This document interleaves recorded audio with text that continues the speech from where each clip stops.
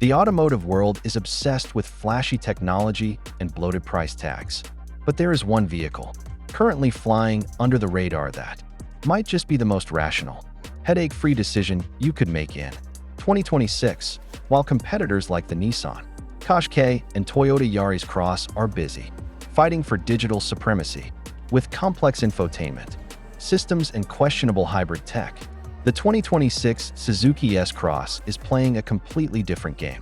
It's a bold, unapologetic throwback that prioritizes bulletproof reliability and genuine all-wheel drive capability over the glitz of a luxury cabin. But here is the catch. Underneath its familiar, boxy exterior lies a secret that makes it either a brilliant masterstroke of engineering or a total deal-breaker. A hidden mechanical reality that you will not hear about from the brochure. And I'm going to explain exactly why this specific detail determines whether this car is a stroke of genius or a relic you should avoid at all costs by the time we hit the end of this video. Let's talk about the heart of this machine. Suzuki has doubled down on their proven 1.4-liter booster jet turbo petrol engine paired with a 48-volt mild hybrid system. In a world of overcomplicated plug-in hybrids that weigh as much as a small moon, this is refreshing. You get 127 horsepower and 235 newton-meters of torque, which, in a vehicle this light, makes for surprisingly punchy performance around town. Unlike those annoying CVTs found in many rivals that drone on while you're trying to merge onto the highway, Suzuki gives you a proper 6-speed automatic that actually knows how to pick a gear. It feels mechanical, tactile, and most importantly, it feels like a real car. If you're tired of modern SUVs that feel more like rolling tablets than driving machines, you're probably already starting to see the appeal here.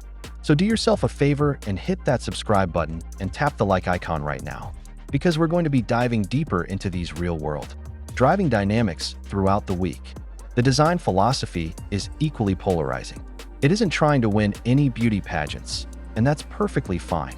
With its sharp lines, high hood, and aggressive front grille, it's clearly designed to look like a proper SUV rather than a bloated hatchback on stilts. Those 17-inch alloy wheels and the added black plastic cladding aren't just for show either. They reinforce that solid everyday tool vibe. Inside, things are logical and straightforward.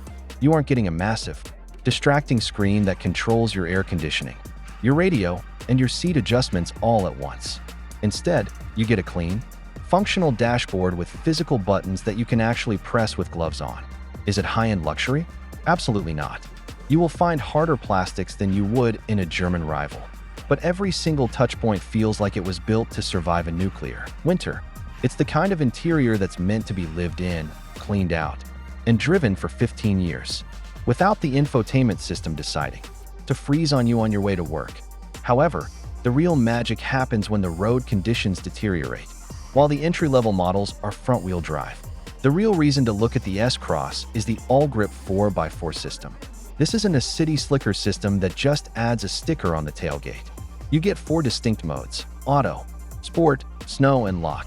It's a genuine, capable system that can haul you through mud or snow with a confidence that most of its competitors simply can't match. And because the car is so light, the suspension doesn't have to be overly stiff just to keep the weight in check, which translates to a surprisingly supple ride over speed bumps and potholes.